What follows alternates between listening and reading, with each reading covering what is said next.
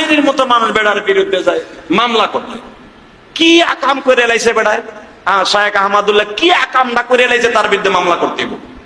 আরে সেরেক মাজারের মধ্যে নাচানাচি হইতেছে, ডাইরেক্ট সেজদা দিতেছে, এ বেটা তুই তাদের বিরুদ্ধে মামলা দে। কথা কর না কেন?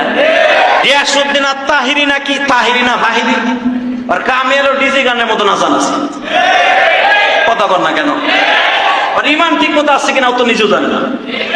ও যে কথা বলছে ফতোয়ায় স্বামী হিসাবে, ফতোয়ায় দুরুল মাখতার হিসাবে প্রত্যেকটা কিতাবের মধ্যে আসো, যদি এটা মনের থেকে বলে থাকে যে আল্লাহর দন রসুলকে দিয়া, যদি মনের থেকে বলে থাকে ডাইরেক্ট কাফের।